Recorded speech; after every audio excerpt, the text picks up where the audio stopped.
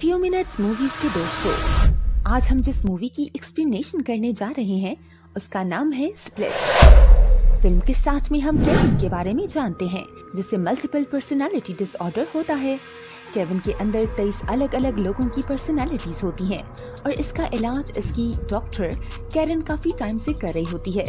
Film की start में restaurant में क्लेयर नाम की लड़की की बर्थडे पार्टी हो रही होती है। इसी पार्टी में कैसी नाम की लड़की भी होती है जिसे दूसरों के साथ ज्यादा सोशलाइज होना पसंद नहीं था और वो अपने क्लासमेट से ज्यादा बात भी नहीं करती थी। फिर पार्टी खत्म होने के बाद क्लेयर के फादर क्लेयर और इसकी फ्रेंड को पिक करने आते हैं। तभी पता चलता है कि कैसी के पेरेंट्स उसे लेने नहीं आए होते हैं, तो क्लेयर के फादर उसे लिफ्ट देने के लिए बोल देते हैं। फिर इन तीनों को गाड़ी में बैठने का कहते हैं। जब वो तीनों गाड़ी में बैठे होते हैं तब कैसी देखती है साइड मिरर में कुछ तो हो रहा है, तो वो थोड़ा अलर्ट होती है। लेकिन उसी वक्त उनकी गाड़ी में कोई अननोन लड़का आकर ड्राइविंग सीट पर बैठ जाता है और बैठते ही गाड़ी में लगी डस्ट साफ करने लगता है, जिसे कैसी देख डर जाती है। क्लेयर और मर्शियम इस लड़के से आर्ग्यू करने लगती हैं, तो वो इन दोनों को बेहोश कर देता है। वो अननोन लड़का और कोई नहीं केविन होता है। डेनिस की पर्सनैलिटी हावी हुई थी। यहाँ पर डेनिस को 2 ही लड़कियों को किडनैप करना था, लेकिन क्योंकि कैसी भी इसी गाड़ी में होती है तो वो भी फंस जाती है। फिर वहीं कैसी की आंख खुलती है तो वो इन दोनों लड़कियों के साथ खुद को बंधा पाती है। इन तीनों को कुछ भी समझ नहीं आ रहा होता। तभी डेनिस वहाँ आ जाता है और मर्शियम को लेकर जाने लगता है, तो कैसी उसे कहती है कि उसे ओसीडी है, तुम इस पर पी कर दो, क्योंकि कैसी समझ चुकी थी कि डेनिस को गंदगी बिल्कुल भी पसंद नहीं है। इसकी फ्रेंड ऐसा ही करती है और खुद को गंदा कर देती है, जिसे देख डेनिस गुस्से में उसे छोड़कर रूम लॉक करके चला जाता है। फिर दूसरी जगह उसकी डॉक्टर को दिखाया जाता है जो 3 लड़कियां गायब होने की न्यूज देख रही होती हैं। तभी अचानक से उन्हें बैरी मतलब केविन की वन ऑफ इम्पोर्टेंट पर्सनालिटी की ईमेल्स आने लगते हैं। इसमें लिखा होता है कि इसे अर्जेंट ही अपॉइंटमेंट चाहिए होती है। फिर अगले दिन बैरी अपने डॉक्टर से मिलने आता है। बैरी की पर्सनैलिटी एक फैशन डिजाइनर की होती है, तो वो अपनी डॉक्टर को अपने डिजाइन सिखाने लगता है। डॉक्टर कैरन उसे काफी बारीकी से नोटिस कर रही होती है, तो उन्हें बैरी की बॉडी लैंग्वेज काफी अजीब लगती है। वो सबसे पहले बैरी से अर्जेंट मेल्स भेजने की वजह पूछती है, जिस पर वो कहता है कि यूं ही करती थी, आपको देखने का दिल कर रहा था, और बिना कुछ और बोले ही वहाँ से निकलने लगता है। ये देखकर डॉक्टर को इस पर शक होने लगता है कि कोई और पर्सनैलिटी है जो बैरी होने का नाटक कर रही है। फिर दूसरी तरफ वो 3 लड़कियां बाहर निकलने का प्लान बना रही होती हैं कि जब डेनिस अंदर आएगा तब साथ मिलकर डेनिस पर हमला कर देंगे। लेकिन कैसी इस पर भी खामोश रहती है और कहती है कि हमें ऐसा नहीं करना चाहिए क्योंकि डेनिस इन 3 से काफी पावरफुल है। हम 3 मिलकर भी उसे नहीं रोक पाएंगे। किसी ऐसी पैनिक सिचुएशन में भी इतनी काम क्यों रहती है? इसका हमें फ्लैशबैक में पता लगता है कि जब वो 5 साल की थी तब वो अपने अंकल और फादर के साथ शिकार पर जाया करती थी, लेकिन जब उसके फादर नहीं होते थे तो किसी को उसके अंकल काफी अब्यूज करते थे। फिर जब कुछ सालों बाद कैसी के फादर की डेथ हो गई तो कैसी की कॉस्ट ड्यूटी उसके अंकल को मिली। उसके बाद कैसी उन्हें शूट करने की कोशिश भी करती है, लेकिन उसके अंकल ऐसा होने नहीं देते और उससे गन ले लेते हैं। यही वजह थी कि कैसी को अकेले रहना पसंद था और कहीं ना कहीं वो केविन की हालत भी समझ रही थी कि उसके साथ भी कुछ ऐसी ही चीजें हुई हैं जिसकी वजह से वो दिमागी तौर से बीमार है। अब तीनों लड़कियों को बाहर एक और लड़की की आवाज आती है तो वो मदद के लिए चीखने लगती है। फिर जैसे ही डोर खुलता है तो वो तीनों हैरान हो जाती हैं क्योंकि वो लड़की कोई और नहीं खुद केविन ही होता है, वो भी लड़की के कपड़ों में। दरअसल ये पैट्रिशियम की पर्सनालिटी होती है। वो इन तीनों से मिलती है और कहती है कि उसने डेनिस को इन तीनों को परेशान ना करने के लिए कहा है और डेनिस से भी डरने से मना किया है। फिर वो वहाँ से चली जाती है। तीनों लड़कियाँ उसकी पर्सनैलिटी चेंज देखकर परेशान हो जाती हैं, लेकिन कैसी को समझ आ गया था कि केविन को मल्टीपल पर्सनैलिटी डिसऑर्डर है, इसलिए वो काफी स्मार्टली उससे डील करती है। फिर थोड़ी देर के बाद केविन वापस आता है, लेकिन इस बार वो लड़की नहीं बल्कि एक बच्चे की पर्सनैलिटी में आता है जिसका नाम हेडविक होता है, और वो इन तीनों से कहता है कि बीस्ट बहुत जल्द आ रहा है और तुम तीनों को मारने वाला है। कैसी उसे जानबूझकर डराने के लिए कहती है कि वो तुम्हें ही मारने आ रहा है, हमें नहीं। ये सुनते ही वो रोने लगता है और कहता है कि पैट्रिशियम ने मुझे प्रॉमिस किया था कि वो मुझे नहीं मारेगा। उससे हमें पता लगता है कि ये सारी पर्सनैलिटीज आपस में भी बात किया करते हैं, जब वो कंट्रोल में नहीं होती तब भी। फिर कैसी बातों बातों में उसे बाहर निकलने का कहती है तो वो कहता है कि ये पूरी जगह सेव करने में काफी टाइम लगता है ताकि यहाँ पर हमें कोई ढूंढ ना सके, जिससे कैसी को एक क्लू मिल जाता है कि इस जगह को हाल ही में रीन्यू किया गया था। फिर हेडविग चला जाता है, तभी क्लेयर को ऊपर की छत कमजोर दिखाई देती है। ये देखकर क्लेयर वहाँ से निकलने का रास्ता बनाने लगती है, जिससे काफी आवाज होने लगती है। हेडविग के जाने के बाद डेनिस आता है। वो डोर खोलने के लिए अपना जोर लगाता है, लेकिन कैसी और मर्शियम दोनों ही डोर को बंद रखने की कोशिश करती हैं। लेकिन इससे पहले वो निकल पाते, डेनिस डोर तोड़कर अंदर आ जाता है। फिर लकीली क्लेयर वहाँ से बचकर निकल चुकी होती है और अब वो एसी डक्ट से गुजर रही होती है, लेकिन वो जगह बहुत बड़ी होती है, जिसे कोई अंडरग्राउंड फैसिलिटी। वो इतनी मेहनत के बावजूद बाहर नहीं निकल पाती और डेनिस उसे पकड़ ही लेता है। फिर उसे एक दूसरे रूम में बंद कर देता है। वहाँ डॉक्टर केविन एक कॉन्फ्रेंस अटेंड कर रही होती है, जिसमें वो कहती हैं उन्हें लगता है कि DID मतलब एक वरदान के तौर पर भी काम आ सकता है, जहाँ हम इंसानों की लिमिटेशन से आगे एक नई चीज बना सकते हैं। क्योंकि मल्टीपल डिसऑर्डर में पेशेंट जिस तरह सोचता है उसकी पर्सनालिटी उसी तरह डेवलप होने लगती है, और इसी तरह इंसान की बॉडी का एवोल्यूशन भी होने लगता है। मतलब कि आपकी बॉडी पूरी तरह से ब्रेन के ऊपर ही चल रहा होता है। फिर इसी तरह हार्मोनल चेंजेस भी होने लगते हैं। फिल्म में ये कैसे रिलेटेड है हमें जल्द ही पता लगेगा। फिर वहाँ बैरी वापस से अपनी डॉक्टर को अर्जेंट अपॉइंटमेंट के लिए मेल करता है, और अगले दिन जब वो मिलने आता है तब भी डॉक्टर को बैरी के बिहेवियर में काफी चेंजेस दिखती हैं।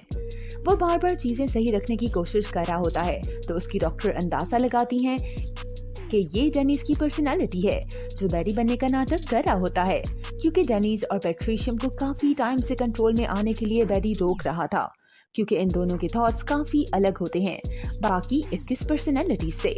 लेकिन ये सुनते ही बैरी थोड़ा अनकंफर्ट हो जाता है और डॉक्टर को यकीन दिलाने लगता है कि वो बैरी ही है। इसी घबराहट में वो सेशन को बीच से ही छोड़कर जाने लगता है, तो डॉक्टर कैरन CCTV चेक करती हैं, जहां वो फुटपाथ पर काफी सारा कचरा पड़ा देखती हैं। अगर केविन में इस वक्त बैरी की पर्सनैलिटी होती तो वो इस कचरे को साफ किए बिना नहीं जाता, लेकिन वो देखती हैं कि बैरी इस पर चलता जाता है। वहाँ डॉक्टर कैरन ये नोट करती हैं। बाकी लोग कचरे से अलग होकर निकल रहे हैं, लेकिन बैरी ने सीधा कचरे पर पैर रखा। इसका मतलब यही था कि वो बैरी बनने का नाटक कर रहा होता है, और ये डेनिस की पर्सनैलिटी ही है। अब घर आने के बाद पैट्रिशियम की पर्सनैलिटी आती है और किसी और मर्शियम को ना भागने के लिए रिवॉर्ड देती है और इन्हें किचन में अपने साथ डिनर करने का ऑफर देती है। लेकिन मौका देखते ही मर्शियम इस पर चेयर से अटैक कर देती है और भागने लगती है, लेकिन वो जगह बहुत बड़ी होती है, इसलिए भागना इतना आसान नहीं होता और पैट्रिशियम उसे पकड़ लेती है। फिर उसे भी किसी और रूम में बंद कर देती है। अब तीनों लड़कियां अलग अलग रूम्स में होती हैं। रात में हेडविग की पर्सनैलिटी आती है कैसी से बात करने, और वो कैसी से कहता है कि उसे म्यूजिक सुनना बहुत पसंद है। इसी रूम में एक विंडो होती है जिसके पास एक CD प्लेयर रखा होता है, जिस पर वो अक्सर डंक करता है। कैसी सुनती है विंडो तो हेडविग को मनाने लगती है कि उसे उसका डांस देखना है, लेकिन अचानक से किसी दूसरी पर्सनैलिटी से हेडविग को पता लगता है कि डॉक्टर कैरन के पास उसका सेशन है, इसलिए वो बिना कुछ बोले वहाँ से बाहर आता है और अपने सेशन अटेंड करने आ जाता है, जहाँ पर डेनिस की पर्सनैलिटी बैरी के रूप में आती है। लेकिन इस बार डॉक्टर उसके साथ हुए चेंजेस के बारे में उससे बात करती हैं, जहाँ पर वो कहती हैं कि केविन एक जू में काम करता था, जहाँ पे फील्ड ट्रिप पर कुछ लड़कियां आई हुई थीं, जो उसे हरास करती हैं और हंसते हुए चली जाती हैं।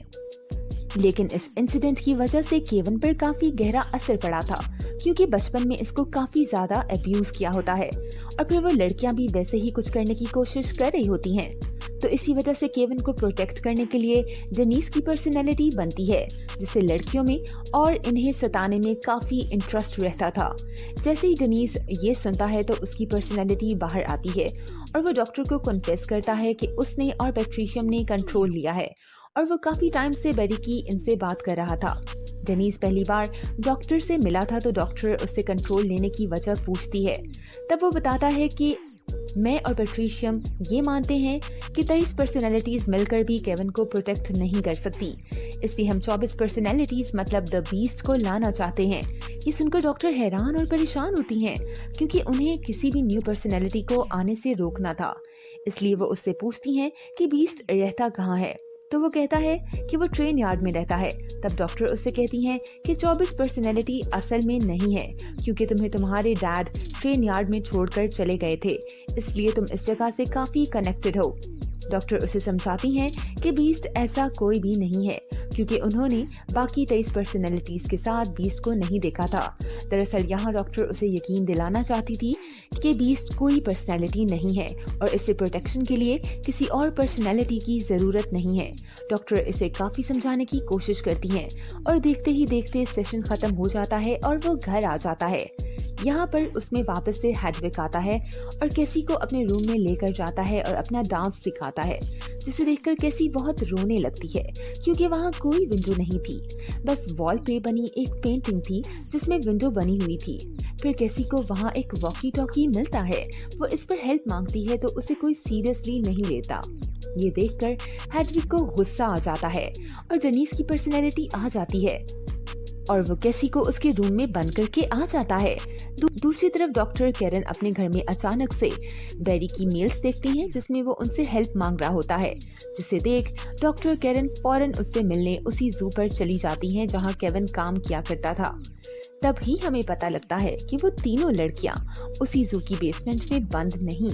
केविन पे अब जनीस की पर्सनैलिटी ने पूरी तरह से कंट्रोल कर लिया होता है। डॉक्टर उससे मिलती हैं तो वो उन्हें बताता है कि वो जल्द आ रहा है, यानी कि बीस्ट जो बाकी पर्सनैलिटीज से साइज में काफी बड़ा होगा, पावरफुल है, जो अपने एक वार से ही किसी को भी मार सकता है। यहाँ डॉक्टर को समझ आ जाता है कि वो 24 पर्सनैलिटी बनाने जा रहा है और वो ये भी समझ चुकी होती है कि इन लड़कियों को भी जनीस ने ही किडनैप किया है। तो वो उससे वॉशरूम का बहाना बनाकर वहाँ से रूम्स ढूंढने लगती हैं, जहाँ एक रूम में उन्हें क्लेयर जमीन पर गिरी हुई दिखती है। तभी जनीस उन्हें बेहोश कर देता है और रूम में बंद कर देता है। फिर पैट्रिशियम कंट्रोल लेती है और फ्लावर्स खरीदकर एक स्टेशन पर जाती है। वहीं दूसरी तरफ मार्शियम और क्लेयर अपने रूम्स अनलॉक करने की ट्राई करते हैं और तभी कैसी अपने रूम से बाहर आ जाती है, जहां वो केविन के रूम में आती है और उसकी कंप्यूटर में केविन की दूसरी पर्सनैलिटीज की वीडियोस देखती है। तब जाकर कैसी को समझ आता है कि सिर्फ 2 या 3 नहीं बल्कि 23 पर्सनैलिटीज हैं।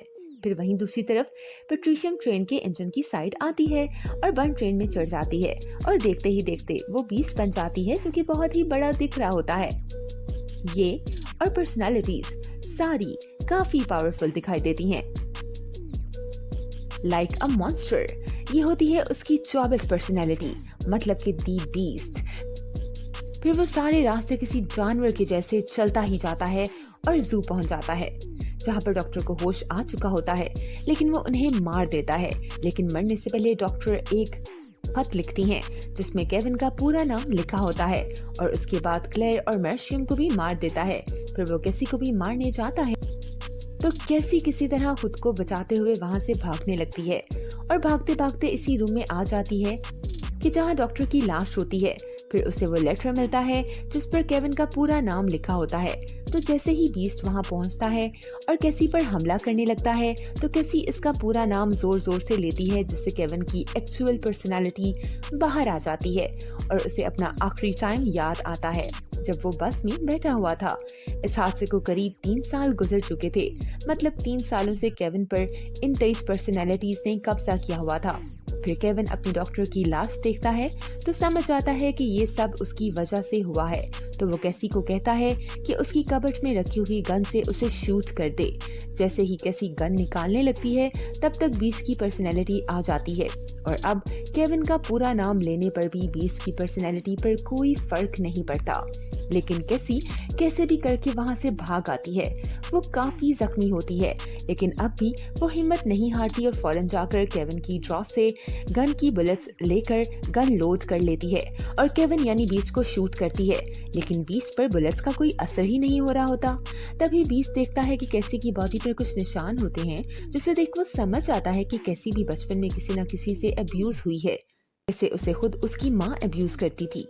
ये देखकर केविन उसे कहता है कि तुम बाकी लड़कियों से अलग हो, तुम्हारा दिल साफ है, तुम काफी प्योर हो, क्योंकि तुम्हारा बचपन भी मेरी तरह ही गुजरा है। और ये कहकर वहाँ से चला जाता है और यहाँ पता लगता है कि पैट्रिशियम और डेनीस ने इन 2 लड़कियों को इसीलिए किडनैप किया था ताकि वो बीस्ट को उसका शिकार दे सकें, क्योंकि वो ऐसी लड़कियाँ ढूंढ रहे थे जिन्हें कभी कोई पेन या दुख न हुआ हो।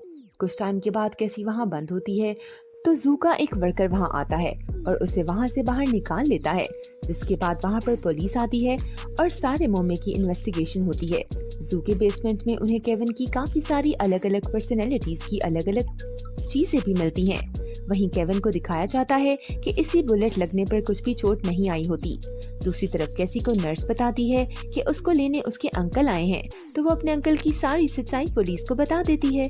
पुलिस उसके अंकल को अरेस्ट कर लेती है। फिर किसी रेस्टोरेंट में केविन की न्यूज़ चल रही होती है, तो वहाँ मौजूद एक लड़की कहती है कि ऐसा ही हादसा एक बार पहले भी हुआ था, आज से 15 साल पहले। जिसका नाम याद नहीं आ रहा, वो आदमी व्हील चेयर पे होता था। वहाँ पर बैठा जनीस इस लड़की को उसका नाम बताता है, ग्लेब।